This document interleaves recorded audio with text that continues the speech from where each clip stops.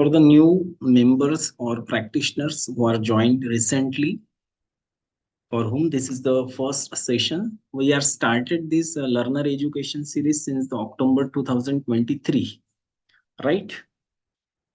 We have gone through the lot of sessions through which I have trying to show you the cases of different shades from different angle. For example, cases from psychiatry, the cases from allergic disease, bronchial asthma, the cases belongs to a migraine, like that.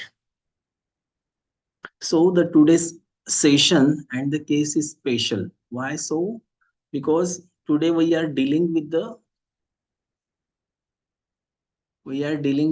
autoimmune diseases. Yeah, we are dealing with the autoimmune disease. Now, when we say the autoimmune disease, that every practitioner stumble that or confuse most of the practitioners key how we deal with this, because if we don't know the how to approach or how to handle such a things, then it is difficult to give the proper cure to such a condition. Why this is difficult to treat? Because according to the allopathic mode of treatment, it is the incurable disease. Why this so? क्योंकि हम देखते हैं कि ये autoimmune itself define that कि it is autoimmune, that our immune system it's itself trying to destroy, trying to damage our cells, right? Our immune cells, what is your immune cells? WBC, white blood cell. Among that, the T lymphocytes, CD4 count, right? They are trying to destroy our cells, our parts, our organ, right? And then it is difficult for the allopathic medicine to treat or to handle such a autoimmune condition.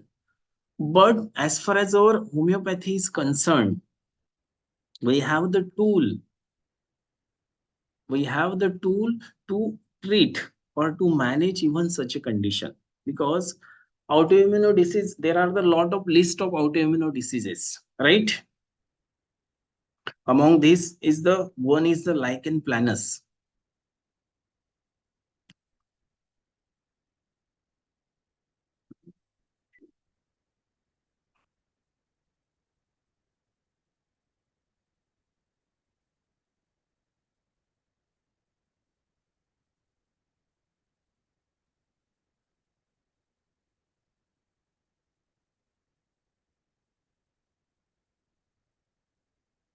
One minute, I want to show you.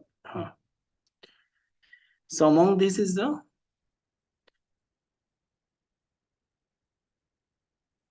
list of autoimmune diseases like a psoriasis. We called it as a some difficult to treat psoriasis, lichen planus, vitiligo, where there is a depigmentation and loss of melanin. Then there is an inflammatory bowel disease. Then there is a systemic lupus erythematosus, SLE called as, right? Pemphigus, right? These are the rheumatoid arthritis, most important. These are the autoimmune diseases. Hello. These are the autoimmune diseases which is difficult to treat. But homeopathy has the power. Homeopathy has that power if we apply it properly. If we apply it properly, that can give rise to the complete relief to the patient. But there are the certain principles, there are certain way, if we go through it, we consider according to the organon of medicine, according to the principles or the things that written by the Dr. Hahnemann, if we understand that properly, and the guidelines given by Dr. Praful Vijayakar sir, they gives us the immense benefit in our practice, so that we can able to treat the such incurable diseases. Because in the starting point of the practice, when we couldn't apply the miasmatic cleavage or miasm in the practice, then it was the difficult for me even to treat the pathological conditions, because we usually what we take the totality as a symptoms from the patient at the level of mind, at the level of physical general, at the level of characteristic particular. But just listing out the number of symptoms, gathering the number of symptoms and repertorizing that symptoms is not enough to get the proper simillimum. The simillimum must be a genetic constitutional simillimum. And for that, the symptom must be filtered through the miasmatic cleavage. Every symptom has its depth, every symptom has its miasm, different miasm, to which symptom is important in which type of cases that we have to understand, right? So if we deal with the psoric cases, the totality approach is different. If we deal with the psychosis cases, the totality approach is different. And if we deal with the psychosyphilitic case or the frank syphilitic case, then the approach in the totality will be a different. We can't apply the same rule or the same approach in every stage of the disease or in every stage of the miasm or in every miasm. मतलब सोरिक में जो approach, सोरिक disease में जो approach ले रहे, हम वही approach जो है साइकोटिक डिसीज में ही ले रहे, सिफिलिटिक डिसीज में ही ले रहे, तो then it is difficult to treat, right? So most important thing here, we can understand the approach in different cases from different pathology, right? Now the thing is, I have share one short case from the desk of Dr. Praful Vijaykar sir. That case we need to discuss in within a short period of time, because few group members has done the wonderful sharing their wonderful thoughts, right? A few really attempt well. So this was the short case. The aim behind this case is the how I interpret the patient narration, how we interpret the patient thoughts, and how we interpret the patient perception into the mental symptoms and into the rubric. That is the important. But and if we interpret it, but how we come to the final symptoms according to the miasmatic understanding, that is the more important. Many times we interpret rightly, many times we interpret it rightly, no matter, but still we don't get the desired result. Why this so? Because we don't understand the pathophysiology of the disease. We neglect the pathophysiology, we neglect the miasm. If we understand the pathophysiology, if we understand the miasm, then it is easy to select the proper rubric and come to the proper simillimum. Now we can see this through this short, very short and sweet case. Try to understand this. SOL abdomen, that is space occupying lesion. That means there is a tumor in the abdomen. All lesion and spaces in the left side of the peritoneum. Side affection देखेंगे तो left side of peritoneum में. He was in the business. It is not a complete case. It is a case में से जो important point है उसको highlight किया है और उसको इंटरप्रेट करके कैसे रेमेडी, कैसे इंटरप्रेट करना चाहिए, कैसे रूब्रिक्स ढूंढना चाहिए और कैसे रेमेडी आना चाहिए, इसका शॉर्ट अंडरस्टैंडिंग है. He was in the business with his elder brother. There he has invested crore from his personal saving. Business तो है, ठीक है, पर जो इन्वेस्टमेंट किया है which was the in crore from the personal saving. Personal saving हमारे हम किस लिए करते हैं, हमारे फैमिली के लिए करते हैं, हमारे ब्रेड एंड बटर के लिए करते हैं. बिजनेस का सेविंग अलग, which invest for the business, but here from the personal saving जो हमारे फ्यूचर के लिए, फैमिली के फ्यूचर के लिए, बच्चों के फ्यूचर के लिए, उसमें से उन्होंने इन्वेस्ट किया पेशेंट ने, his personal saving, and he has not signed paper and bond which was getting delayed. इतना करोड़ों का इन्वेस्टमेंट करते वक्त उन्होंने कोई भी पेपर साइन नहीं किया, कोई भी एग्रीमेंट नहीं किया, और वो सब जो जिसलिए वो इन्वेस्ट किए था उसमें सब डिले हो रहा था, and because of this delay, and a point came where he had developed the fear that his family will getting ruined because of him, and my family will have to come on the road. अगर ये पैसे बर्बाद हो गए, ये spoil हो गए, so what will happen to my family, वो तो सड़क पे आ जाएंगे, माय फैमिली सड़क पे आ जाएंगी, तो कैसा होगा, who will take care of them, as he was the person who was looking after everyone and the whole. जिम्मेदारी जो है, रिस्पॉन्सिबिलिटी मेरे मेरे कंधे पे है, मेरे फैमिली की। अगर मैं बर्बाद हो गया तो मेरे फैमिली को कौन देखेगा? If something goes wrong with me, what will happen to my family? So this is the short story. We have to interpret from this the patient's state of mind, the patient's perception and thought process. What could be the symptoms or rubric we can derive from this narration? Anyone can share?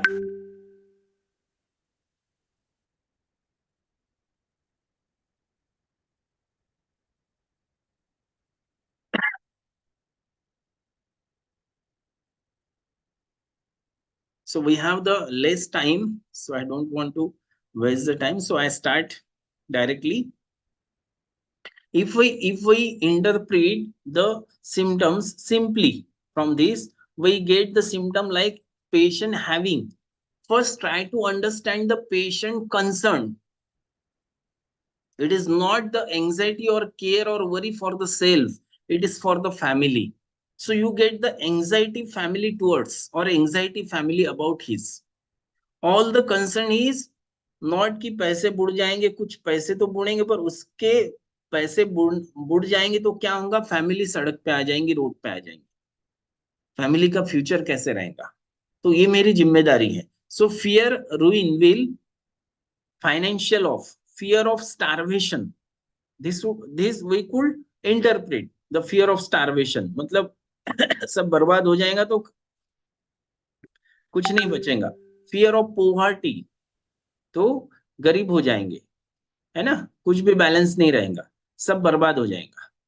So we can interpret this way, but try to understand the disease is space occupying lesion, that means tumor, that means the psychosis. We even don't understand the depth of the disease, but we consider it as a psychosis or psychosyphilitic. All these symptoms like anxiety family about is the sora, fear of starvation, fear of poverty, all these symptoms are the belongs to a psychosis. Now the rule is that if we want to treat the psychosis or psychosyphilitic disease, we need to similimum through the psychosyphilitic or syphilitic level. We don't need a similimum at the psychosis level. So whatever the symptoms you choose or interpret must be belongs to a psychosyphilitic or syphilitic. And whatever the we choose is sora and psychosis. This doesn't give rise to a cure to this tumor. Try to understand this. If we want to treat this, we our similimum should be at the level of psychosyphilis or syphilis. So the interpretation should be like this. The delusion ruin he is, the delusion starve family will, the delusion poor he is, or delusion want will come to. Delusion will want, delusion want will come to, मतलब कम पड़ जाएगा, है ना, future में कमी आ जाएंगी, है ना, गरीब गरीब हो गया वो, और स्टार मतलब मेरी फैमिली फैमिली का दाना पानी कैसे चलेगा, मेरी फैमिली कैसे सरवाइव करेंगी, that is the delusion star family will. So the most important rubric along this, which is the appropriate for this patient narration, is the delusion star family will, which is the psychosyphilitic. Delusion star family will, even not ruin, even not poor he is, even not want will come to. The most appropriate rubric for this, as it is suggested by Professor Vijayagar, it is not my case. Yes. So delusion star family wheel, and there are the other symptom like left-sided, yeah, other some physical characteristic, physical general or characteristic particular. You may add if the case is full, add कर सकते हैं, but most important जो interpretation है, the delusion star family wheel, and the remedy probably come is the sepia.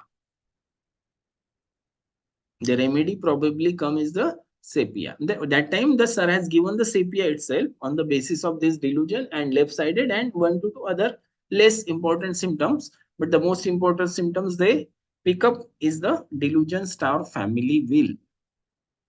Right? So please join members. Yeah. But it is a difficulty for me to do this. There is distraction. So we have to fix the time limit so that okay. Right. So audible for all group member. My voice is audible. Yes, sir. Yes, sir. Yes, sir. So I think this is explanation is quite enough to understand the this short case. We go to the my personal case. Where what the objective of this case? We identifying the myasm through the pathophysiology of the disease. Importance of जो life space है उसको कैसे हम interpret करें, है ना, कैसे उसमें से डिस्पोजिशन सेंसिटिविटी पेशेंट का निकाले, है ना, उसमें से टोटलिटी तो हम निकालते हैं, general totality considering all the symptoms, all the general symptom, all physical symptoms, all mental symptoms, but यहाँ हम माइजमेटिक टोटलिटी कैसे निकालेंगे with respect to the miasm, ये हम देखेंगे to understand the importance of syphilitic symptom. Because in order to treat such a diseases, because एक बात ध्यान में रखिए, अगर सामने वाले के पास इंस्ट्रूमेंट है, मतलब डिफेंस को यूज करा है, what is the miasm is nothing but the defence, हमारी बॉडी डिफेंस यूज करती है. तो डिसीज प्रोड्यूस हुआ है, तो हमको जो डायनामिक मेडिसिन देना है, that should be more powerful than that. मतलब पाकिस्तान के पास अगर कोई डिफेंस सिस्टम है या कोई बंदा है उसके पास अगर बंदूक है और आपके पास, मेरे पास तलवार है, भाला है, तो बंदूक, दो that patient is weak constitutionally और मैं बॉडी बिल्डर हूं, तो भी जीतेगा कौन? जिसके पास गन है. Why this? So the defence जो है वो स्ट्रांग है उसके पास. तो जो डिसीज है उससे स्ट्रांग हमको डिफेंस यूज करना है. So how we use the defense? How we use through our genetic constitutional remedy by considering the miasm as a defense. Right?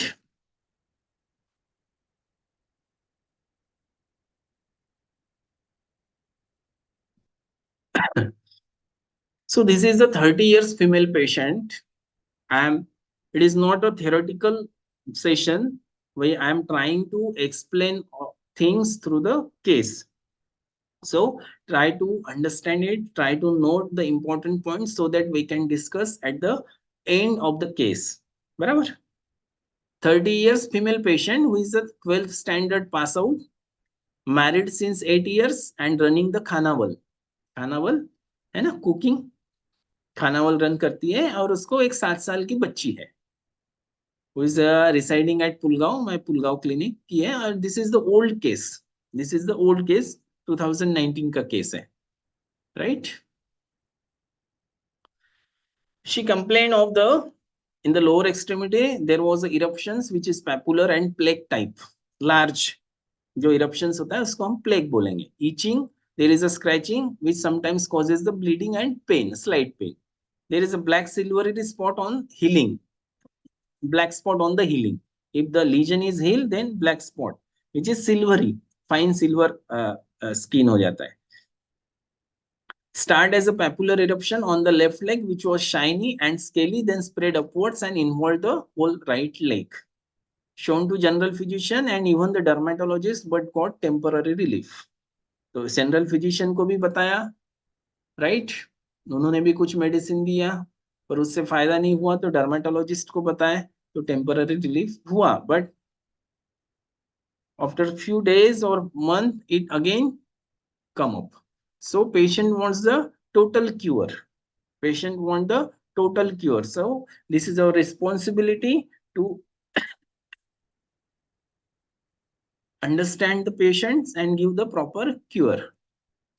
Along with this skin complaint, patient also having the mouth ulcer, which is the recurrent, which especially comes after the allopathic medication. Along with this, patient also having the bleeding PR, with there is a protrusion which recede back after the stool. So that is, this is the second degree piles patient also, and this is probably comes after the abuse of medication for this skin complaint, right? With this, patient also have the burning in the throat and burning in the urethra, burning urination, right? So main complaint is this. This is the lesion usually, this is the lesion that patients having, which is the plaque lichenification, elevated, polygonal, with scaly fine eruption. Scaly fine eruption. This is very important to understand at a glance when we see the lesion. We have to, we as every homeopath, every doctors are capable enough to describe and to understand the type of lesion, whether it is a macules, whether it is a papules, whether it is a pustules, whether it is a plague, or whether it is a rash. And we should be able, we must be skillful enough. Why I am stressing on this? Because I am the lecture professor and HOD, and I have seen the lot of even the practitioners and all peoples. We are lacking in the clinical point of view,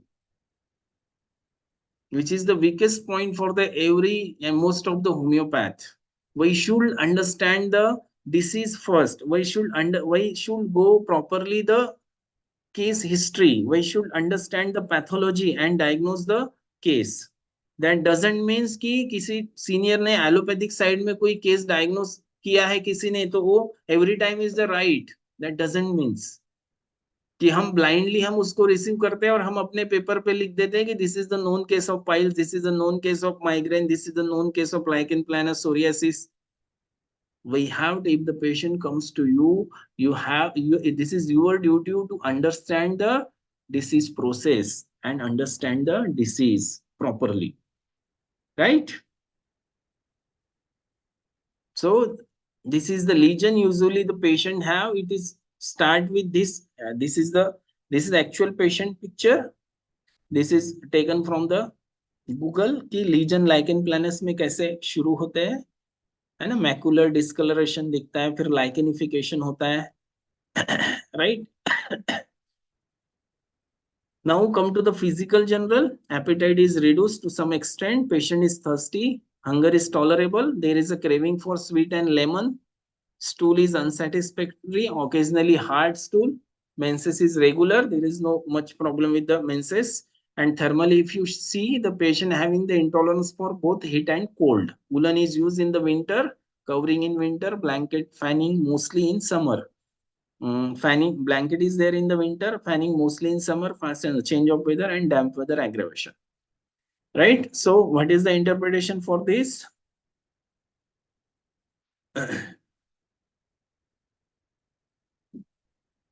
Patient is towards the chilly.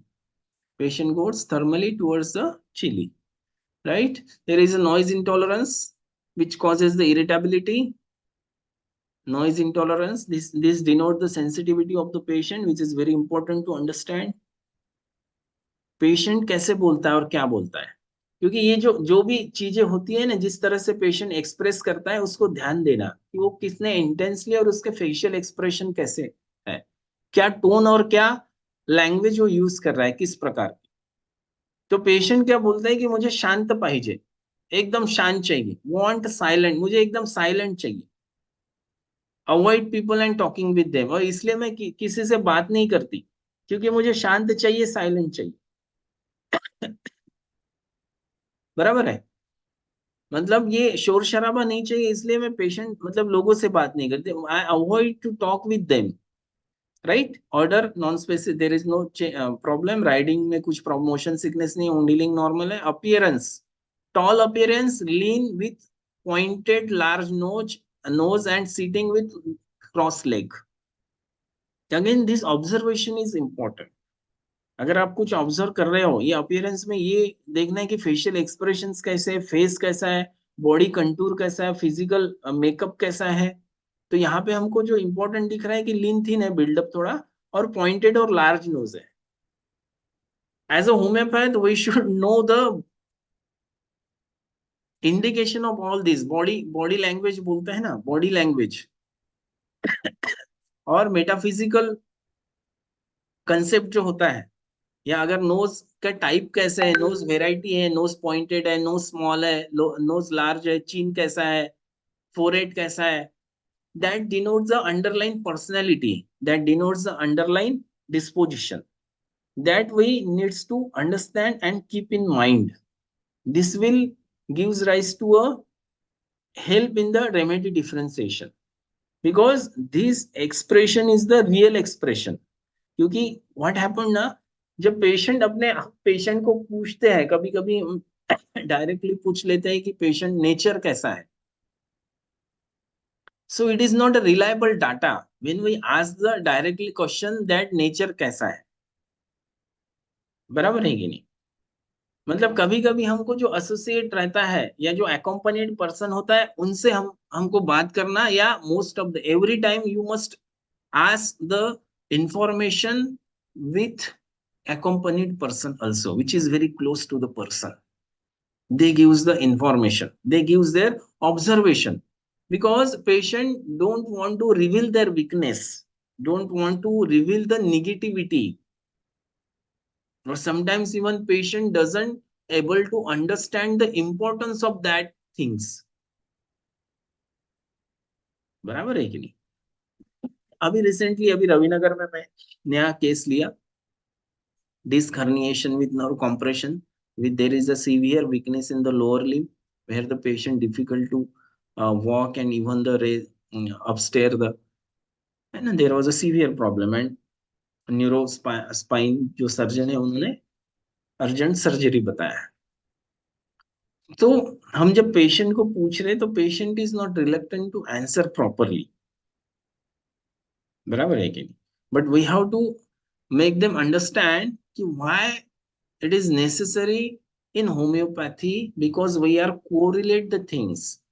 हम बोलते हैं ना, लोग तो बोलने में बहुत आसानी से बोलते हैं कि ये बार रूट जड़ से चले जाती है, पर हमको ये डिफिकल्टी, हमको जड़ पकड़ना पड़ता है, रूट पकड़ना पड़ता है कि प्रॉब्लम कैसे शुरू हुआ, क्यों शुरू हुआ।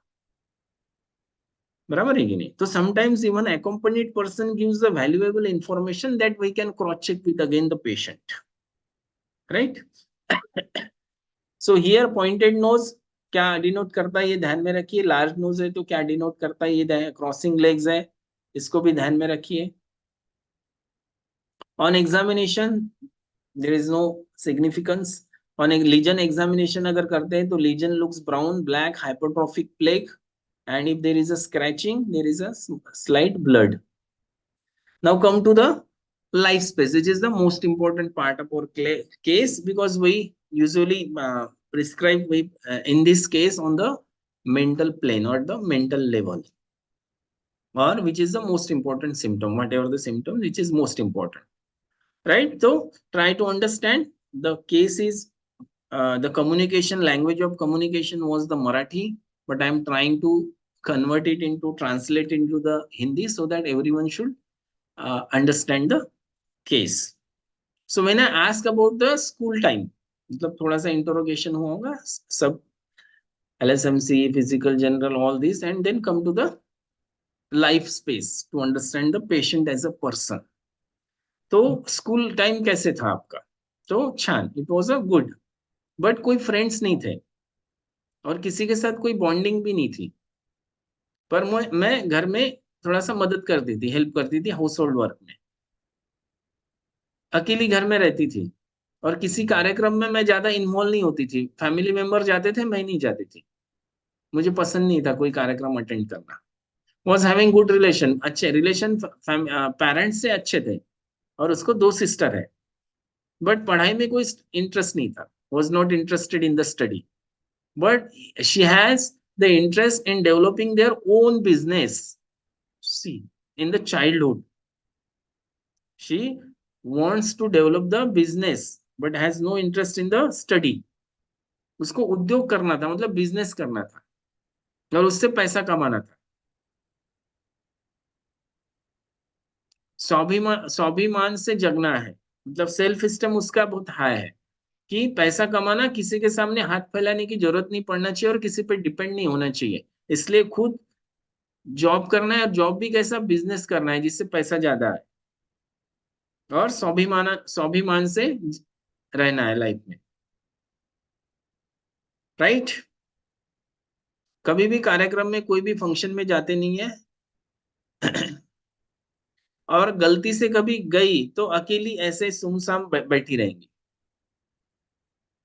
मैं जब when I ask what happens when the people criticise you, तो क्या करते हैं, आपका रिएक्शन या रिस्पॉन्स कैसे रहता है?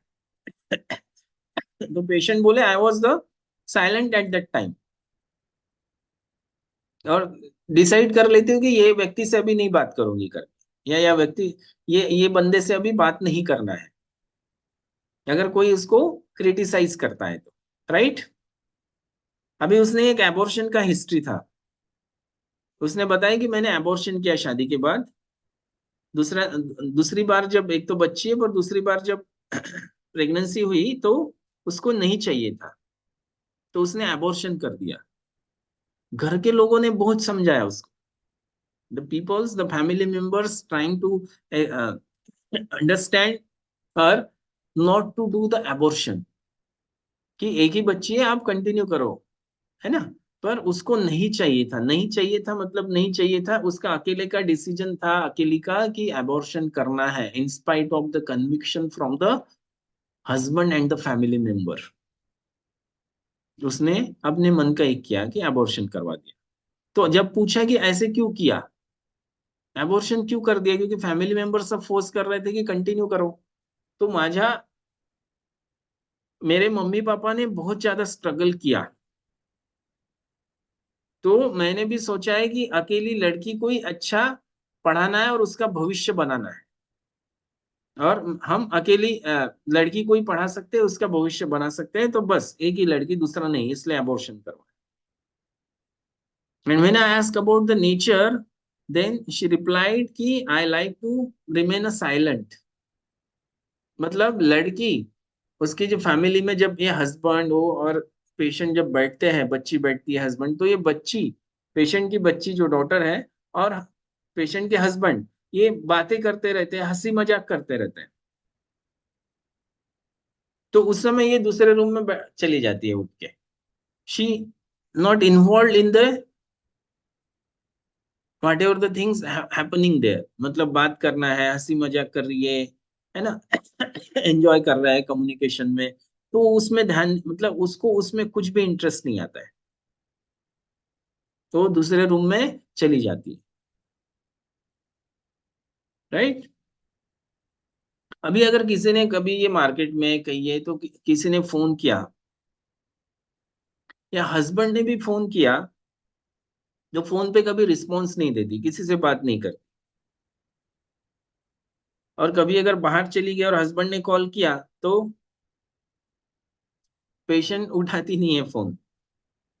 वो घर में जाने के बाद फिर हस्बैंड को पूछती है कि आपने फोन क्यों किया, आपको तो पता था कि मैं मार्केट गई हूँ करके, किस काम के लिए गई, फिर फोन क्यों किया तुमने।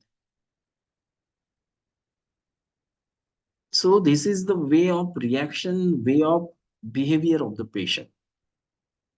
तो मैंने जब पूछा कि ऐसे क्यों, तो बोले कि मैं बात ही करना नहीं है, शांत रहना ही पसंद है मुझे, क्योंकि कम बोलना बहुत अच्छा रहता है, कम बोलना सही रहता है, कम बोलने से झगड़े नहीं होते। What is the reply? Try to understand. कम बोलना ही सबसे बढ़िया है, कि कम बोलने से झगड़े नहीं होते। तो अभी ये झगड़े नहीं होते कहाँ से आ गए? This this gives to the clue. ये आपको क्लू दे रहा है पेशेंट, कि ये झगड़ा कहाँ से आ गया, कि कम बात करने से झगड़ा होता है। दिस इज द रॉन्ग मतलब ये परसेप्शन है पेशेंट का। तो हमको एक क्लू मिलता है यहाँ पे। हमको ये अंडरस्टैंड करना है कि पेशेंट अगर ऐसे बोल रहा है, तो हमको ये एक्सप्लोर करना है कि ये झगड़ा कैसे क्या होगा, बात करने से झगड़ा कैसे होगा। तो आपको पेशेंट फिर आगे की स्टोरी बताएगा कि ये परसेप्शन कैसे हुआ कि बस शांत रहना है, कि शांत रहने से ही सब अच्छा होता है, और शांत रहना ही सबसे बेस्ट है। तो मैंने पूछा कि वाद कैसा या झगड़ा कैसे क्या। तो मैं जब बच्ची थी या जब छोटी थी, तो पेरेंट्स का बहुत झगड़े होते थे, बहुत झगड़े। और मैंने बहुत देखा वो दोनों के झगड़े, झगड़े रोज के झगड़े, रोज के झगड़े। अभी at the age of 13 to 14 years, that time the father was mentally disturb, psychiatric problem था, तो डिप्रेशन था। तो वो बाहर का कचरा अंदर लेके आते थे, घर में लेके आते थे, बाहर बोरी में भर के घर में लेके आते थे। दिस इज मतलब माइट बी अ साइकोलॉजी, मतलब सिजोफ्रेनिक है या कुछ और। तो ये पेरेंट्स मतलब फादर और मदर के झगड़े होते थे। पिताजी डिप्रेशन में थे, और फादर मम्मी को बहुत मारते थे। फादर ऐसे पगलेपन जैसे करते थे, दोनों के झगड़े होते थे, और मम्मी को पीटते थे। और मम्मी कैसी, कि मम्मी भी रिएक्ट करती थी। अगर मेंटली पिताजी डिस्टर्ब है ना, डिप्रेस है, तो अगर वो कुछ बोलते हैं, मारते हैं, तो मम्मी ने क्यों बोलना है, तो मम्मी भी रिएक्ट करती थी। तो मम्मी की भी गलती होती थी कि वो क्यों रिएक्ट कर रही है। मम्मी शांत नहीं बैठती थी, और वो बोलती थी तो और झगड़ा बढ़ता था।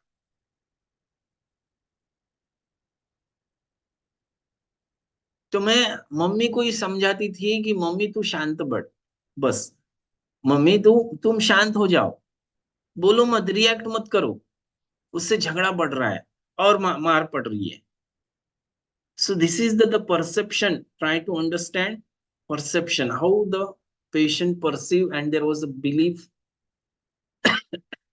So म्हणून स्वतःला म्हटलं, इसलिए मैंने खुद को बोला, because of that incidents, after that incidents, whatever the scene in the childhood, कि बा शांति रहना है, साइलेंट रहना। साइलेंट रहेंगे ना तो झगड़े नहीं होंगे, वाद नहीं होंगे, किसी से फ्रेंडशिप नहीं करना, बस सिंपल अकेला रहना। अकेले रहेंगे, शांत रहेंगे, तो किसी से झगड़े नहीं होंगे।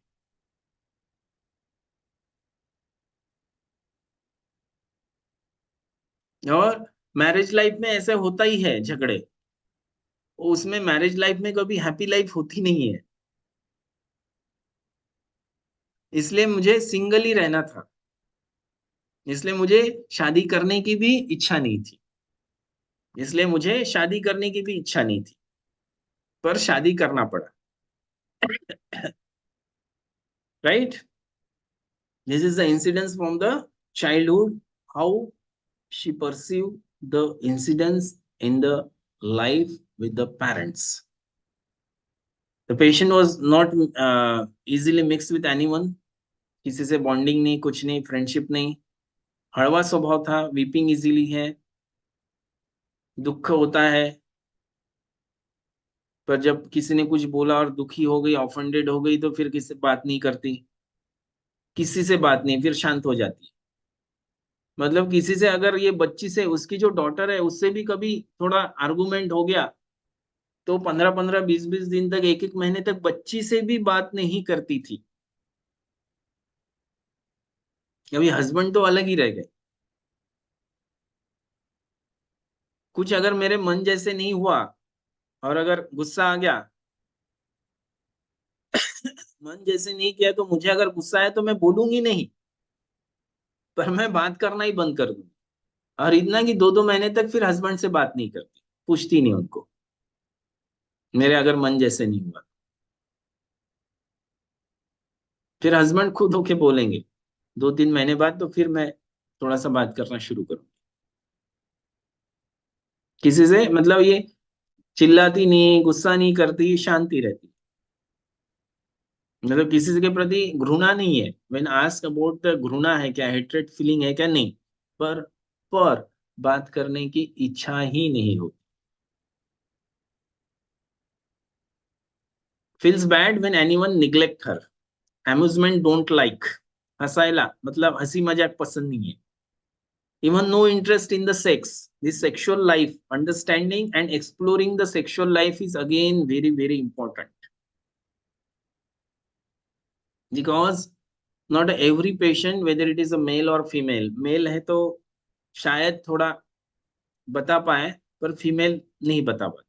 पर कुछ केसेस में ऐसा होते है कि the female is more concern होती है। कि अभी 2-3 दिन पहले एक फीमेल का केस लिया, तो she it's herself narrate trying to share the problem with the sexuality, कि बस सेक्सुअल में इच्छा ही नहीं होती है ना, या पहले तो होती थी, अभी एवर्जन हो गया, कुछ डिजायर नहीं होता। तो व्हाट एवर द थिंग्स और what is the disturbances happen, whether it is from beginning और whether it is due to the illness, that must be note down,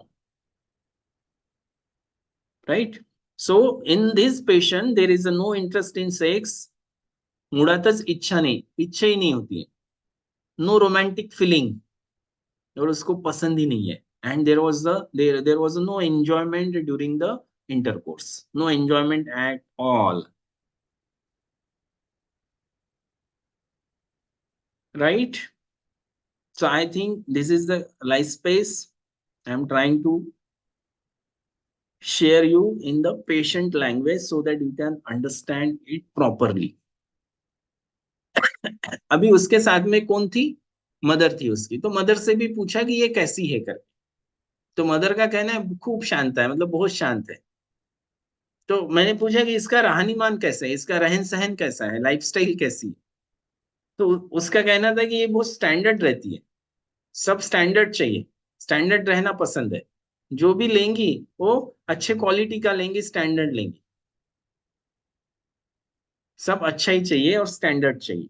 बस उसका इतना ही शेयरिंग था और कुछ ज्यादा पूछा नहीं, राइट? तो we start with the LSMC, which shows the diagnosis, then physical general and life space.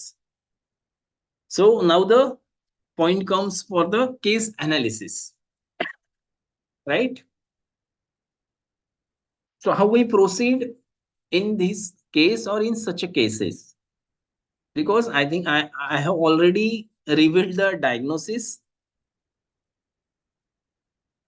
right? But still the most important in every case, or whenever the case comes to you,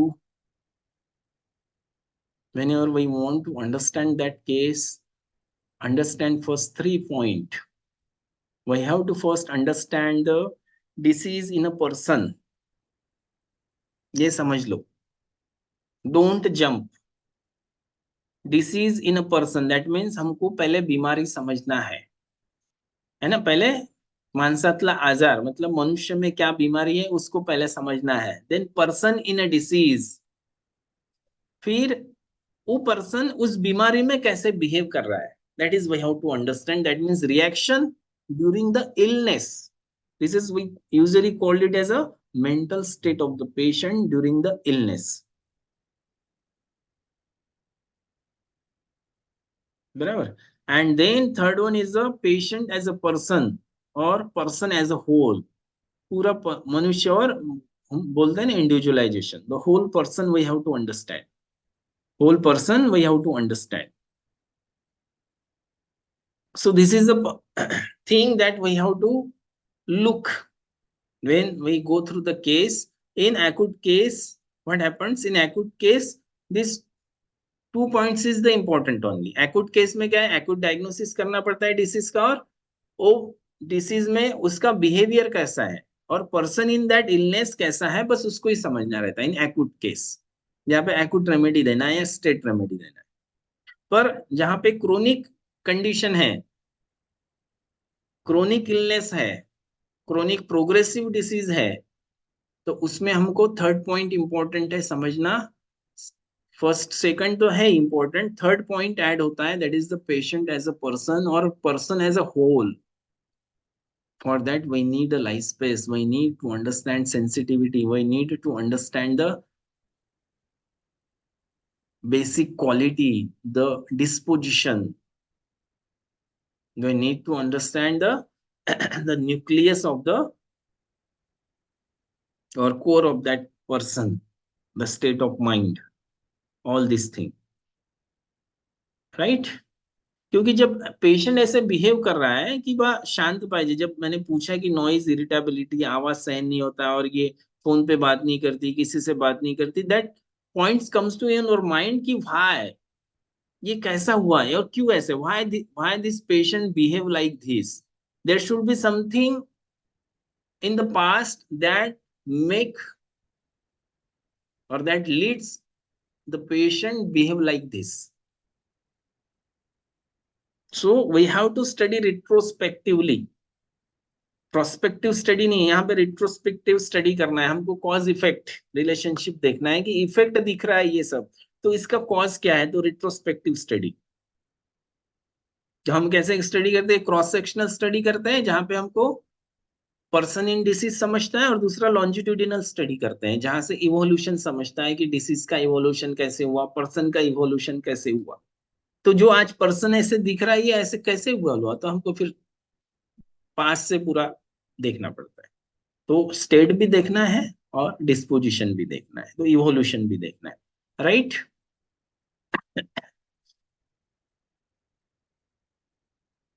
तो पहले diagnosis करना है ना हमको. तो diagnosis में क्या करना है, पहले disease diagnosis, miasmatic diagnosis and the person diagnosis. Disease miasmatic diagnosis करने के लिए पहले पैथोफिजियोलॉजी और डिसीज समझना जरूरी, बराबर है.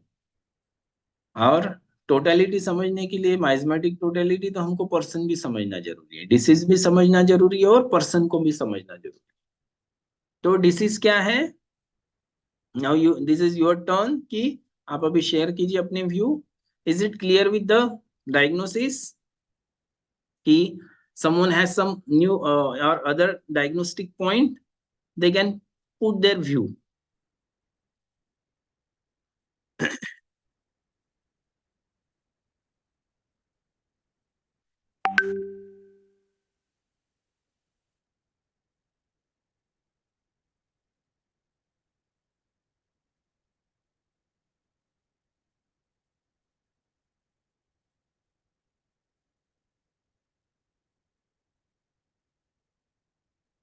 We are usually using the Hindi because I have seen that the speaking just in the English is not useful to understand the everything. और डेली लैंग्वेज जो है, रूटीन लैंग्वेज, उसमें अगर मैं एक्सप्लेन करके बताता हूँ, if I use that language then it is easy to understand the things. That's why I use English, Marathi and Hindi, English and Marathi, or mostly the Hindi and English, right? So disease diagnosis is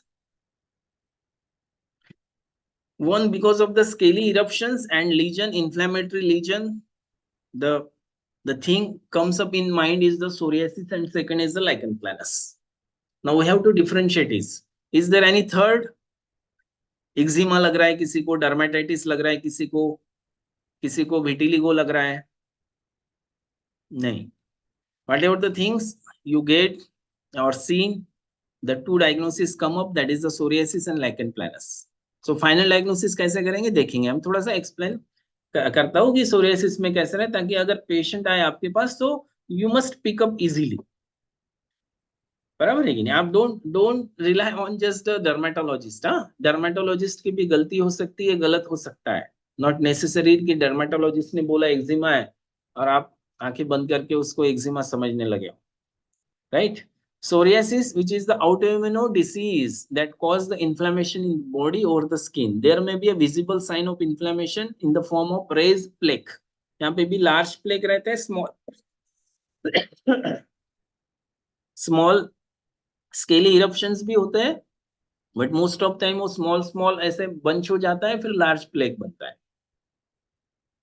और symptoms of psoriasis depends on the कैसे रहता है कि type of psoriasis, because different types रहते हैं. Arthritic psoriasis अगर complications हो गया तो नेल्स पे भी कॉम्प्लिकेशन होता है, जॉइंट पे भी होता है, तो सोरियाटिक आर्थराइटिस डेवलप हो सकता है. The plague is mostly red, inflamed and often covered with the silver colored scales, which is the large scale. It is not a super fine scale like a lichen planus. Try to differentiate this. lichen planus में fine रहते scales अगर रहे तो नहीं तो lichenification ही ज्यादा दिखता है. सोरियासिस में क्रैक्स ज्यादा रहेंगे, ब्लीड भी होगा, पेनफुलनेस ज्यादा रहेगा, है ना. Disorder finger nails, to nails इसमें भी रहेंगे, डिस्कलरेशन भी होगा नेल्स में, बराबर. This psoriasis appear like this. This is the large psoriasis. This patient comes to me long back and he was totally cured with the homeopathic medicine. LM potassium एक medicine prescribed किया था and he was totally cured.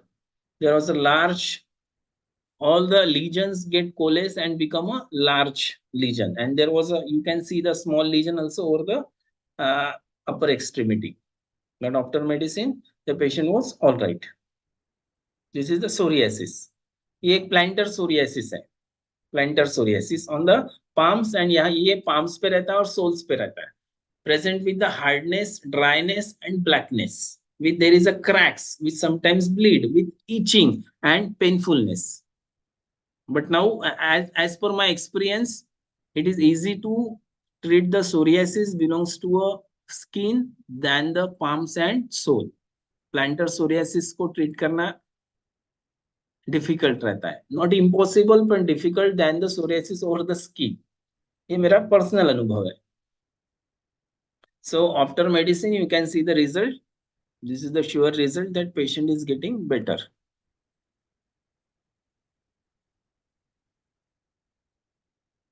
ये भी psoriasis का case, patient get better with the homeopathic medicine, totally better, and you can see the normal skin, normal skin आई है कर.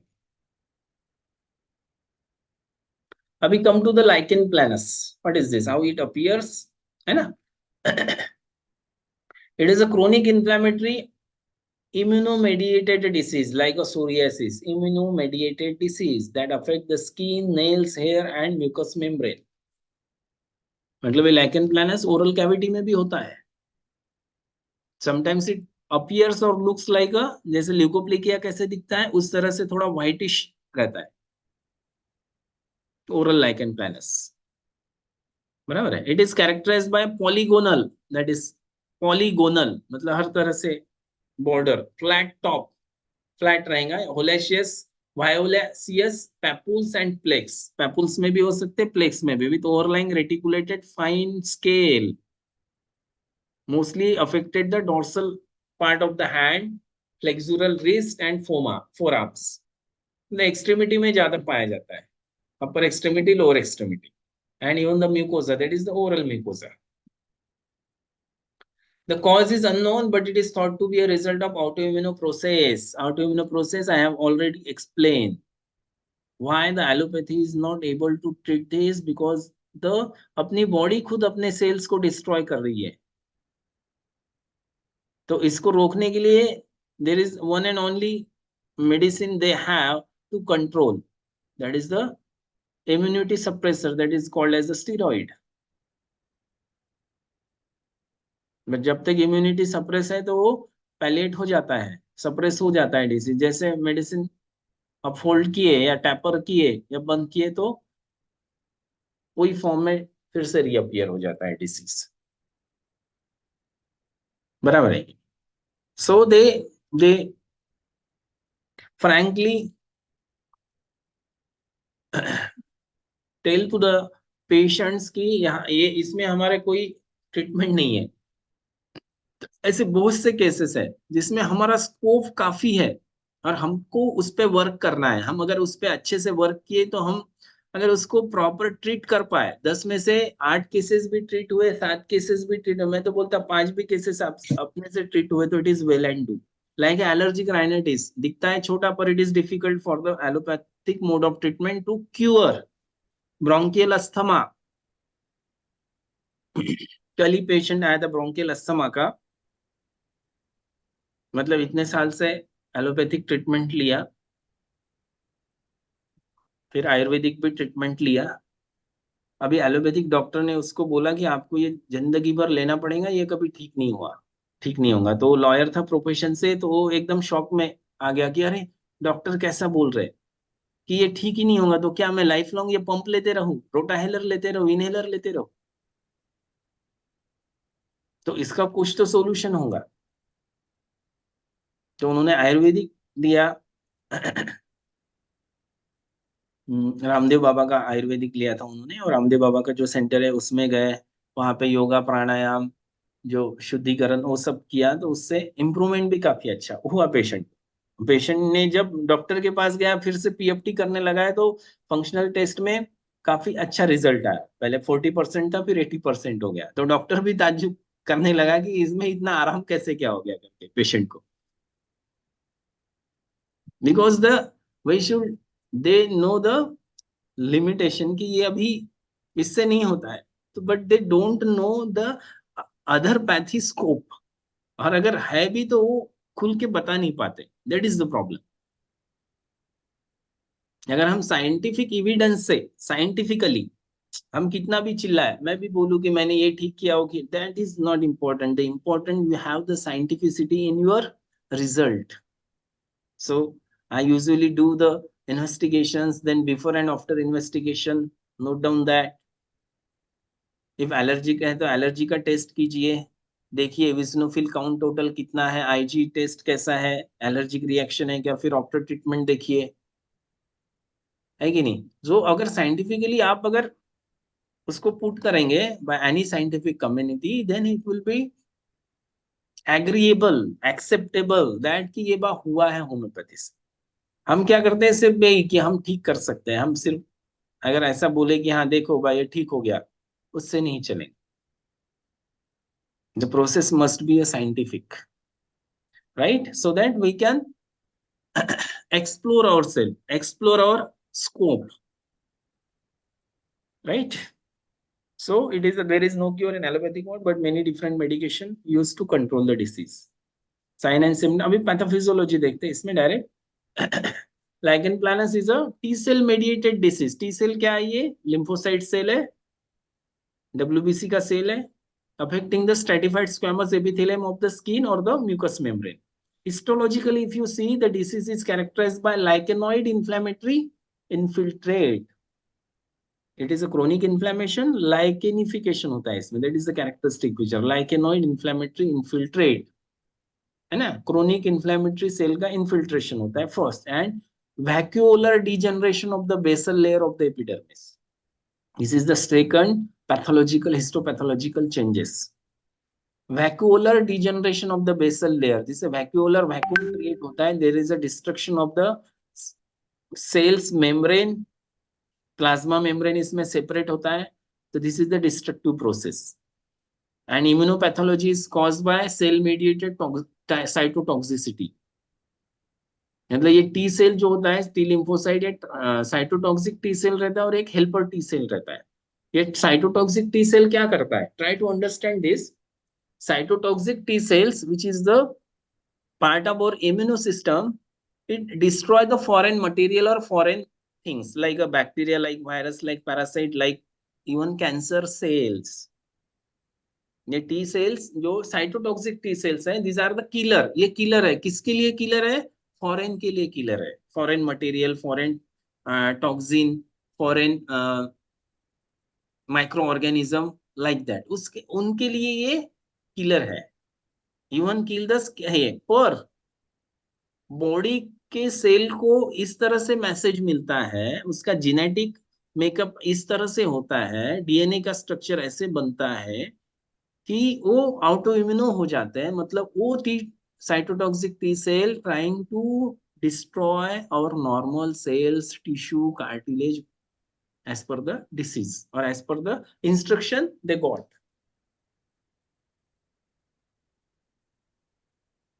right?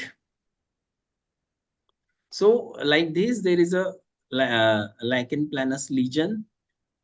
ऊपर का देखेंगे, this is called the mild hypertrophied, इससे भी ज्यादा हाइपरट्रोफिक लीजन रहते हैं, हाइपरट्रोफिक लाइकेन प्लानस एक अलग है। और नीचे के अगर लीजन देखेंगे तो it is a papular lichenification हुए, पैपुलर लीजन्स है। व्हेन इट डिसअपियर, कोई भी मेडिसिन ले या एलोपैथिक मेडिसिन लो या समटाइम्स इवन होम्योपैथी लिए, तो इसमें एलोपैथी मोस्टली होता है क्या है, डिसअपियर तो होते हैं तो ब्लैक पिगमेंटेशन डेवलप हो जाते हैं पेशेंट, है ना, पूरा नॉर्मल स्किन नहीं आता है। That is also very important, if your remedy is right the skin should be the normal, not pigmented black, right? अभी नाउ द डिसीज तो श्योर है, anyone has the doubt? The diagnosis, disease diagnosis is the lichen planus. Now come to the point कि अभी इसका miasm क्या होगा। Consider the pathology. For the myasm, consider the pathology. Most of the colleges में interns को ये पढ़ाया जाता है, या most of time कि जो mind है, mental symptom जो लेता है उस पे miasmatic diagnosis करते हैं. So this is the wrong process. The most important parameter to understand the miasmatic dominant miasm, और जो miasm कौन से miasm में है, तो disease pathology और disease understanding is important. अभी सिर्फ डिसीज नहीं, जैसे डायबिटीज है तो डायबिटीज है मतलब साइकोसिस है, या डायबिटीज है मतलब सिफिलिस है, don't straight forwardly diagnose it, try to understand the underlying pathophysiology. अभी डायबिटीज फंक्शनल भी रहता है, फंक्शनल, उसको कोई ज्यादा मेडिसिन की भी जरूरत नहीं पड़ती है, डाइट और आपने देखा होगा डाइट और कुछ एक्सरसाइज किए तो डायबिटीज नॉर्मल आ जाता है। So this is a psoric diabetes, this is called as functional और सोरिक डायबिटीज। कुछ डायबिटीज रहता है ना, थोड़े मेडिसिन से कंट्रोल में रहता है, उतना कुछ ऐसा नुकसान नहीं करते, साइकोटिक डायबिटीज। पर कोई अनकंट्रोल्ड रहते हैं, इरेटिक पैटर्न वाले डायबिटीज, शुगर रहता है, डायबिटीज शुगर, ब्लड शुगर बढ़ता है इरेटिक पैटर्न से, अनकंट्रोल्ड, जिसमें डायबिटिक कॉम्प्लिकेशन होता है, न्यूरोपैथी होता है, नर्व्स डैमेज हो रहे हैं, अल्सर्स डेवलप होते हैं, डायबिटिक अल्सर डेवलप होते हैं, तो this sycosis goes to a syphilis. तो डायबिटीज ये सोरिक भी रह सकता है, साइकोसिस, साइकोसिफिलिस भी और फ्रैंक सिफिलिस भी, डिपेंड्स ऑन द अंडरलाइन। ये तो लाइक दिस। पर लाइकेन प्लानस में ऐसा सोरा नहीं आएगा। Lichen planus is the chronic inflammatory, whatever the chronic inflammation like tonsillitis है कि नहीं, allergic rhinitis, whatever the chronic inflammation is comes mostly to sycosis. Acute inflammation psora में आता है, but it is immunomediated. Immunomediated, this is very important. Immunomediated मतलब कि हमारे sales हमको खा रहा है, सेल्फ डिस्ट्रक्शन जिसको बोलेंगे, and self destruction is the syphilis, self destroy ना। Lichen infiltration, chronic inflammatory lichenoid infiltration हो रहा है, एक ये साइकोसिस है।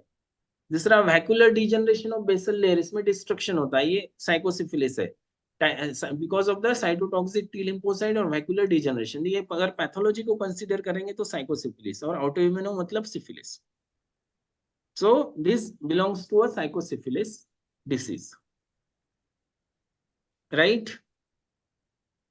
This belongs to a sycosyphilitic disease. अभी ये ऑटोइम्यूनो डिसीज को ठीक करने के लिए ट्राई टू अंडरस्टैंड, हमको ऑटोइम्यूनो मेंटल सिम्टम्स सिलेक्ट करना पड़ता है या डिराइव करना पड़ता है, ना जबरदस्ती से नहीं कि जबरदस्ती से ला लो autoimmune disease autoimmune rubric. we need to understand, we need to derive the autoimmune rubric from the patient in order to cure the autoimmune disease. This is a very very important. आप अगर ये autoimmune disease है, इसको ठीक करने के लिए आप अगर ये रूब्रिक या सिम्टम्स ले रहे हैं कि patient has anxiety family about, this is a सोरिक। Patient is very fastidious, patient wants everything neat and clean, this is psychosis. Patient is dictatorial, psychosis. तो अगर ये बेसिस पे आप कोई आर्सेनिक दे रहे हैं, लाइकोपोडियम देंगे तो ठीक नहीं करेंगे। इसको बाजू में रखना है, सिम्टम्स को गैदर्ड करना है, और बाद में फिर आपको सिलेक्ट करना पड़ेगा कि कौन सा सिम्टम्स इंपॉर्टेंट। तो ऑटो इम्यूनो रुब्रिक का है जिसमें सेल्फ डिस्ट्रक्शन हो रहा है, पेशेंट खुद को खा रहा है, यहाँ पे सेल खा रहा है ना, तो सेल को माइंड की तरफ लेके जाओ। Correlate the cellular pathology to mental pathology. तो माइंड कैसा है जहां पे सेल्फ डिस्ट्रक्शन हो रहा है, ऑटो इम्यूनो माइंड कौन सा है, या ऑटो इम्यूनो रूब्रिक को हमको समझना है पेशेंट के मतलब केस में। Right? Is it I am right और wrong? Okay, I will check the chat, is there any comments?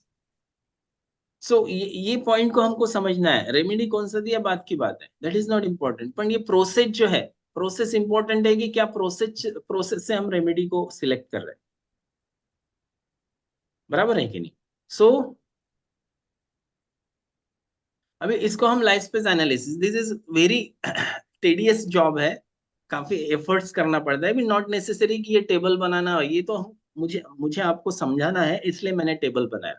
But जब हम प्रैक्टिस में केसेस केसेस देखते हैं तो डायरेक्टली आ जाता है माइंड में, अरे ये माइजम है, हाँ ये रूब्रिक सबसे इंपॉर्टेंट है, ये नहीं है वो नहीं है, तो आ जाता है। वो 5 मिनट में प्रोसेस हो जाती है तब, पर ये अभी समझाने के लिए मुझे 1.5-2 घंटा लग सकता है। समझ गए कि नहीं? तो अभी इसको हम देखेंगे कि लाइफ स्पेस को कैसे इंटरप्रेट करेंगे, ये देखेंगे। ठीक है, try to focus on this, try to interpret the, एक एक इवेंट लेते हैं हम और उसको इंटरप्रेट करने की कोशिश करते हैं। और मेरा सजेशन ये भी है कि अगर ऐसे केसेस जब आते हैं या कोई केस अगर सॉल्व नहीं होता है, तो आपने भी अगर ऐसे टूल को फॉलो किया जो अभी हम फॉलो कर रहे हैं, तो definitely it will give the better understanding. Mostly हम क्या करते हैं ना, पेशेंट आता है, देख सुनते हैं और तुरंत मेडिसिन दे देते हैं, बराबर है कि नहीं? बट नॉट नेसेसरी कि every time that remedy is the right. आप एक तो पेशेंट को रिजल्ट नहीं मिलता तब देखिए, नहीं तो आप later on you can study that case and see whether your prescribe remedy is right और नॉट। ओके, तो एलएसटी बोलते हैं, लाइफ स्पेस एनालिसिस। ये धवले, एमएल धवले जहाँ से मैंने एमडी किया है ना, वहाँ का ये है। तो मैंने इस पे मेरी एमडी का थीसिस था कि psychodynamic evolution of the alcoholism, alcoholic patient का साइकोडायनामिक इवोल्यूशन। तो in that time we need a tool like the life space analysis. तो इसलिए आज भी मैं उसको फॉलो करता हूँ, it gives a benefit, sure, definitely. So school, no friend, no much bonding with anyone. The aversion to company, aloof, was not interested in doing the study. Wants to क्या था उसका, खुद का बिजनेस शुरू करना है, किसी के सामने हाथ नहीं फैलाना है, इंडिपेंडेंट बनना है, तो हाई सेल्फ स्टीम है। और नोज जो है ना, पॉइंटेड नोज क्या डिनोट करता है? High self esteem, ego. Large nose, pointed nose अच्छा रहता है, शार्प रहता है, पर इगोटिज्म में हॉटीनेस थोड़ा सा ज्यादा रहता है। कोणाकडे हात पसरवायचा नाही, आपण इंडिपेंडेंट व्हायचं। होम एक्टिविटी हेल्प करती है, पर बाहर नहीं जाती, कार्यक्रम में पार्टिसिपेट नहीं, फंक्शन में तो रिजर्व अलूप है। क्रिटिसाइज अगर किसी ने किया तो गुस्सा आता है, पर वो बोलती नहीं है, गुस्सा मन में रखती है, पर उससे बात करना बंद कर देती है। राइट? तो देर इज एंगर, हेट्रेडनेस नहीं दिखा इसलिए क्वेश्चन मार्क, मैं देख रहा था कि और किसी और में है क्या, हेट्रेडनेस नहीं है तो इंडिफरेंस, साइकोसिफिलिस दिखा, indifference to pleasure, indifference to amusement, ऐसे इस तरह से। अभी एबॉर्शन किया तो इतना इतना हट्टी, इतना उसका ऑब्स्टिनेसी था कि उसको करना ही था, बट उसके पीछे मोटिव क्या था कि वह एक ही बच्ची को पढ़ाना है, तो वेरी ऑब्स्टिनेट। अभी लड़का मतलब लड़की और हस्बैंड अगर बातें कर रहे हैं तो ये वहां से उठ जाएंगी, पार्टिसिपेट नहीं करेंगे, हंसेंगी नहीं, कुछ नहीं, क्योंकि बोलना पसंद ही नहीं है, शांत रहना ही पसंद है। तो wants to remain silent, amusement, aversion to, indifference, apathy, pleasure to conversation to. This is a psychosyphilitic rubric. Amusement, aversion is the psychosis. Want to remain silent, शांत बैठना है, शांत रहना है, चिल्ला शोर शराबा नहीं चाहिए, psychosis. कोई फोन करेल, मतलब कोई फोन पे बात करता है तो रिस्पॉन्स नहीं देती, कन्वर्सेशन बिल्कुल पसंद नहीं है, बातें करना पसंद है, तो conversation aversion to. Quarrel between parents, ये इंपॉर्टेंट है, इससे इसको बराबर से ये करो कि इतना कॉरल्स होता था, झगड़े होते थे, माँ को बोलती थी कि बस शांत रहो शांत रहो, वो भी चुप नहीं रहती थी, वो अगर चुप रहती तो शायद ये झगड़े नहीं होती। तो मैंने ये डिसाइड कर लिया कि अभी शांत साइलेंट रहना, बात नहीं करना, तो झगड़े नहीं होंगे। म्हणून इसलिए मैंने खुद को बोल दिया कि अभी सायलेंट रहने का मतलब झगड़े नहीं होते। फ्रेंडशिप करायची नहीं, मतलब फ्रेंड सर्कल नहीं बनाना, अकेले रहना लगे तो, मतलब फ्रेंड सर्कल नहीं रहेंगे तो झगड़े कहाँ से होंगे। तो साइलेंट, तो is it the silent is the killer? Try to understand this and try to understand the miasm behind it, कि ये कहाँ जा रही है पेशेंट। मैरिज नहीं चाहिए, हाँ, बेसिक नीड लाइफ जैसे खाना पीना, मैरिज तो एवर्शन टू कंपनी, है ना। ह्यूमन काइंड मतलब कि सबसे ऐसे ये है ना कि किसी से बात नहीं करना, तो it is like a misanthropy, misanthropy which is syphilis, but it there is a question mark. Married life मध्ये होतेच असं, हॅपी मतलब मैरिज लाइफ में होते कि झगड़े ही होते हैं, उसने फिक्स कर लिया, उसका माइंड बस है, उसका फिक्स थॉट है कि मैरिज के मतलब झगड़े होंगे, इसलिए मैरिज नहीं करना।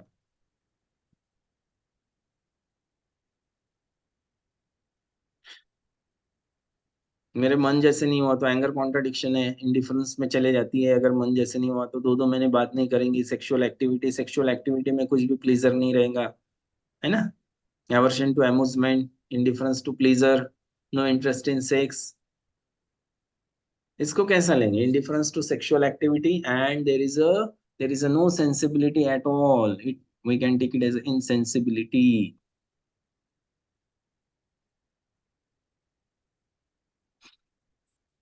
इंडिफरेंस के ऊपर का है, इंडिफरेंस तो साइकोसिफिलिस है, indifference to sexual activity, indifference to joy, indifference to pleasurable activity, पर इसमें क्या है? There is no sensibility, sorry, there is no interest, no enjoyment, no desire at all, so this is the something higher. तो इसका क्या rubric है? तो देखें, insensibility we can take it as insensibility. Now tell me the proper totality or your interpretation.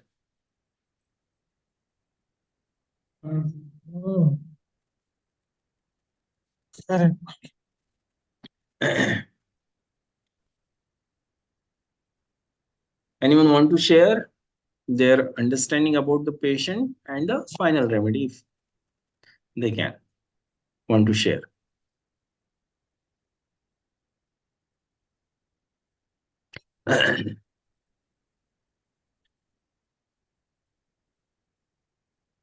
Easy नहीं है ना ऐसे कि हम पेशेंट आया और 2 मिनट में बात कर लो और मेडिसिन दे दो और फिर हम एक्सपेक्ट करेंगे कि बार रिजल्ट मिलना चाहिए।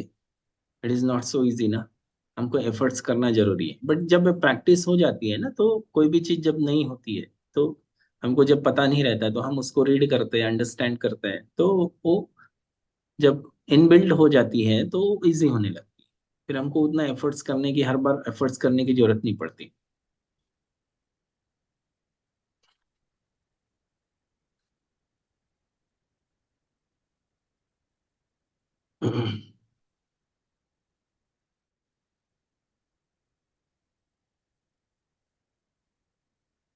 सो लाइकेन प्लानसिस किया है diagnosis, that is the correct. Syphilitic miasm देखा है इस पे लाइकेन प्लानस में, पर see the process hypertrophied chronic inflammation, तो ये साइकोसिफिलिस में जाएगा।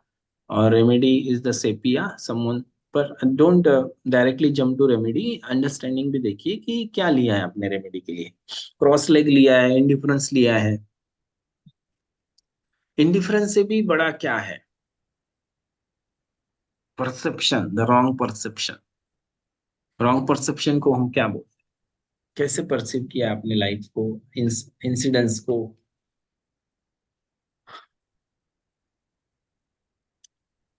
And that cause the that killing her, that cause the autoimmune disease, which is the indifference leads to autoimmune disease or something else.